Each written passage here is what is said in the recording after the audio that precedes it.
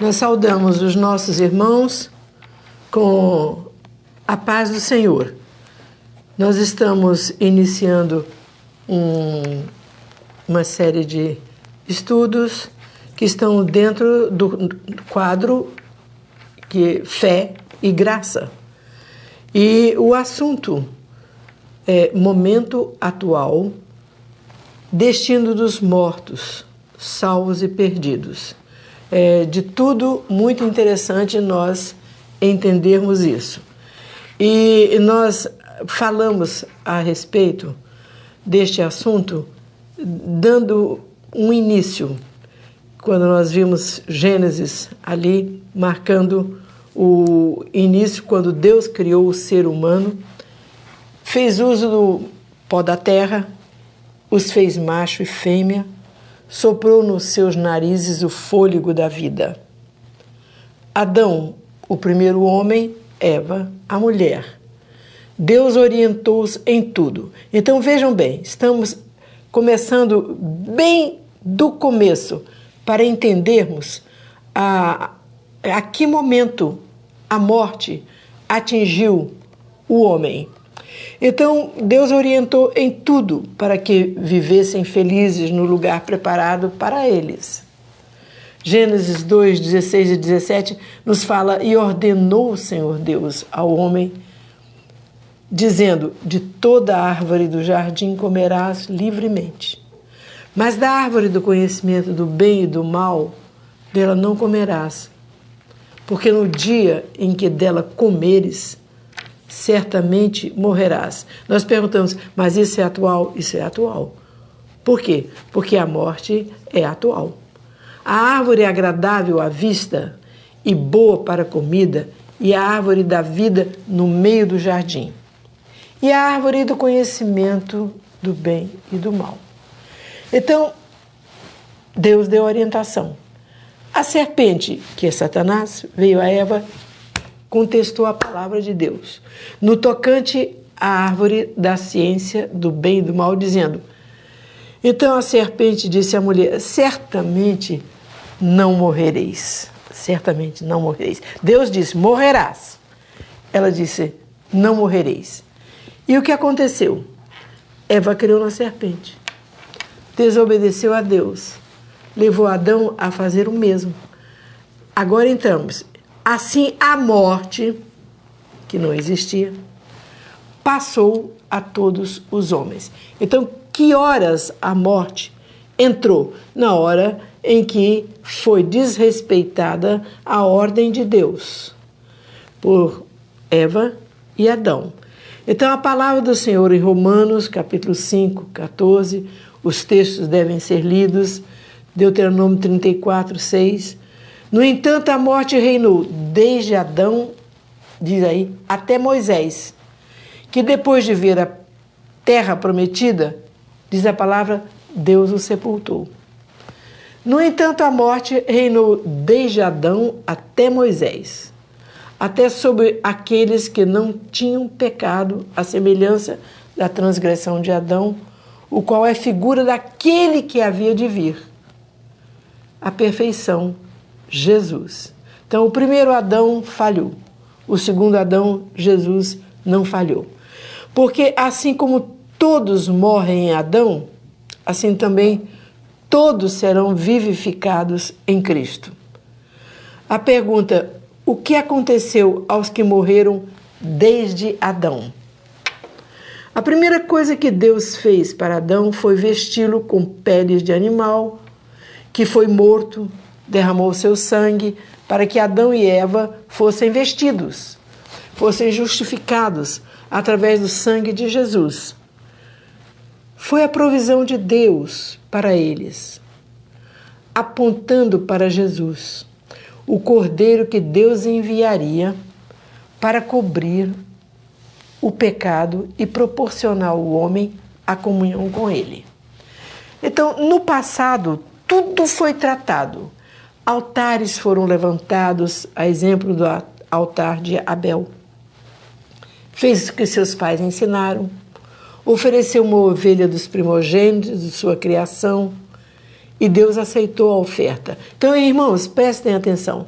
Nós estamos indo desde o Gênesis para entendermos este processo morte, né, dos salvos e morte dos perdidos, de acordo com a palavra.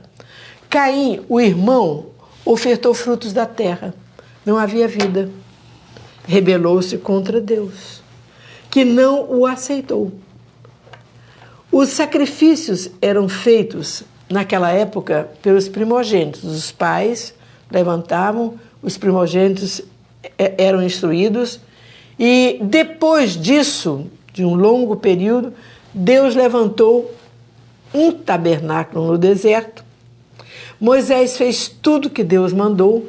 Os sacrifícios eram agora feitos por uma tribo inteira, a tribo de Levi, na orientação do primeiro sacerdote, que foi Arão. E assim foi até que Jesus veio ao mundo para ser nosso sumo sacerdote, ao mesmo tempo a vítima.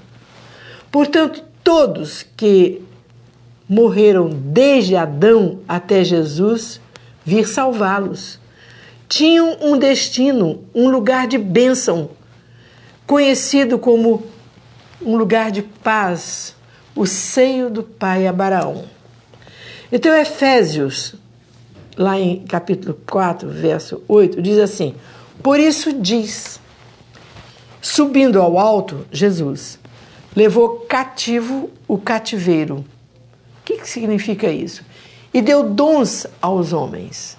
Ora, isto que ele subiu, que é também, senão que também antes ele tinha, diz a palavra, descido às mais baixas partes da terra. Primeiro vamos considerar as palavras cativo e cativeiro. Não como um significado preso e prisão, mas um lugar chamado Hades, no grego, ao mesmo lugar, Sheol. Então vamos ver aqui, por exemplo, nós temos esse pequeno quadro, muito simples, que mostra lugar de tormento, um lugar de tormento. E o grande abismo e o seio do pai Abraão, que ambos são a mesma coisa. Então, é como nós falamos, uma palavra significa bom em português, numa outra língua significa good, pronto, inglês. São duas palavras diferentes? Não, são duas palavras numa língua e noutra língua, mas significando a mesma coisa. Então, Hades e Sheol são a mesma coisa, representam o seio do pai Abraão. Então, diante desse quadro bem simples, nós podemos ver, baseados exatamente em Lucas 16, 19 a 31, quando Jesus contou uma parábola exemplificando o que nós também queremos entender. Um homem rico, desde sua maneira de vestir-se, ao viver, descrito como esplendidamente. Havia também um mendigo, Lázaro, que jazia cheio de chagas à porta dele. Ambos morreram. O mendigo foi levado por anjos para o seio de Abraão, lugar de bênção. Então, foi levado para o seio de Abraão, lugar de bênção. Que maravilha! Agora, na palavra, nós temos uma traduçãozinha que não foi boa. E no Hades, ergueu os olhos. Não foi no Hades. E no Hades, ergueu os olhos, estando em tormento. Ele estava em tormento. E nesse tormento, ele ergueu os seus olhos e viu ao longe o seio do pai Abraão e Lázaro no seu seio. Simples. vamos tirar aquela discrepânciazinha de chamar Hades de inferno, porque não é real. Inferno, nós vamos ver mais tarde, é o lugar para onde Deus enviará o diabo e seus anjos. Veja que diferença, não é? Não é o diabo e seus anjos não vão para o Hades, eles vão para o inferno. É o lugar determinado. Então, este esclarecimento, lugar de tormento, foi chamado de Hades erroneamente. E também não representa inferno. Repetindo, Hades é uma palavra grega. Representa o lugar, o seio do pai Abraão. Assim como Sheol representa a mesma coisa em hebraico. Quer dizer a mesma coisa, seio do pai Abraão.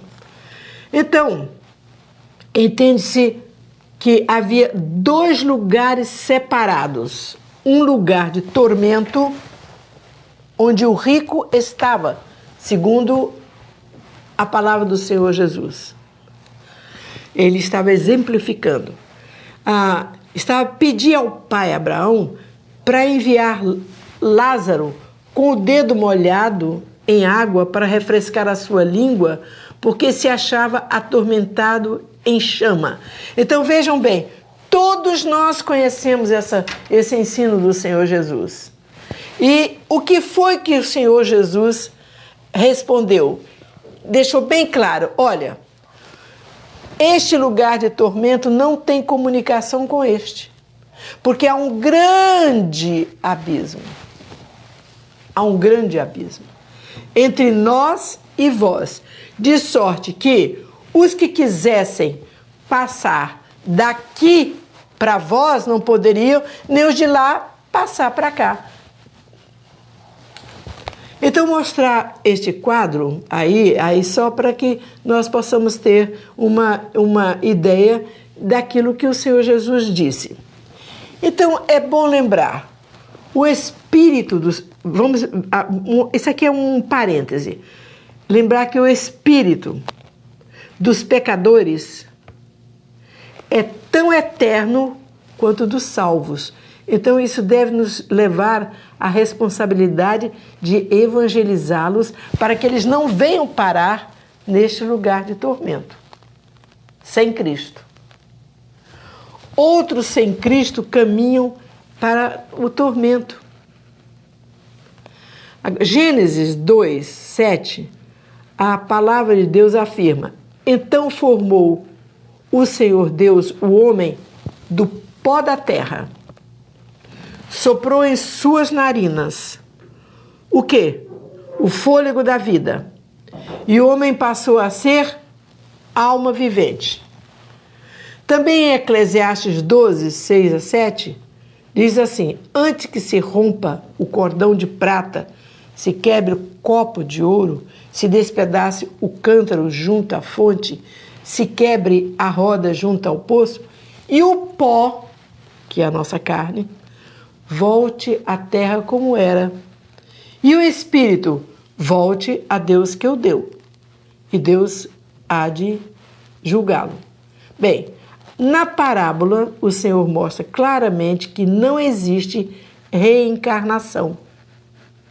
O rico pedia que um dos mortos aparecesse, ressuscitado, para levar a mensagem aos parentes vivos na terra. Jesus disse, mas eles não ouvem a Moisés. Se não ouvem a Moisés e os profetas, eles não vão acreditar que os mortos ressuscitem. Então, todos os servos de Deus, lembramos, Gênesis 49, 33, Jacó, tendo dado mandamentos aos seus filhos, foi congregado ao seu povo. Quem era este povo? Onde Jacó foi congregado? Eram vistos em Abel, que foi morto por Caim. Mas o seu sangue fala até hoje. Abel foi para o Sheol, lugar reservado aos remidos do Senhor. Então nós temos aí textos que poderão ser lidos, né? Mateus 23, Hebreus, ali está.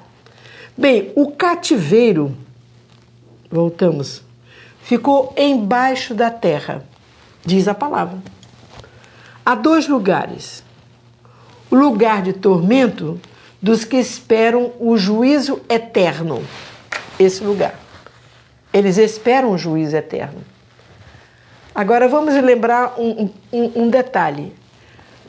Quanto à eternidade, o tempo não conta. Não conta. Nós vamos ver isso, sentimos isso claramente. Os servos de Deus estão, depois da morte de Jesus, num lugar de bênção.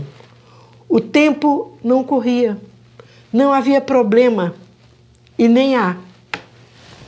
Abraão esperou 1000 anos. Abel, 4000 anos. Jeremias, 600 anos. Isaías, 570 ou mais, um pouco, até chegar a João Batista. João Batista morreu decapitado 2 anos antes do sangue do Senhor Jesus ser derramado. Então ele ficou no seio do pai Abraão, aguardando. Que coisa maravilhosa!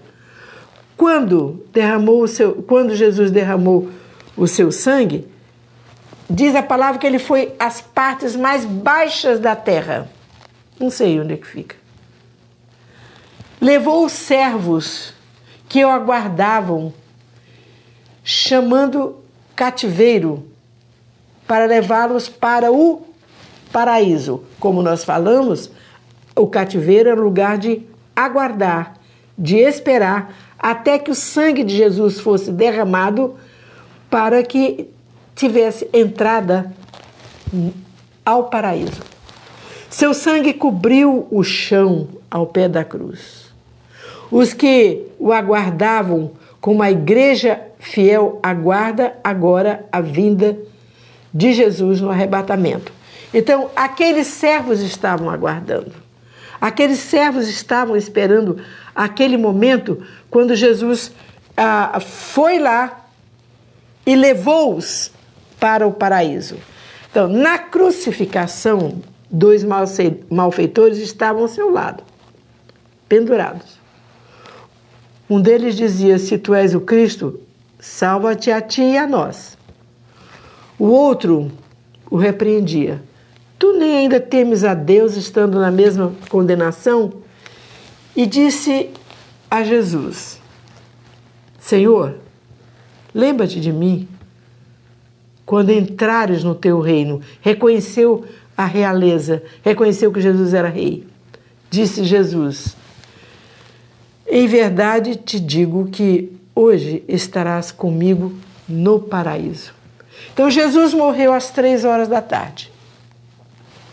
Entregou seu espírito ao Pai. Foi então quando seu espírito desceu àqueles lugares mais baixos da terra, que levou os que o aguardavam cativos ali.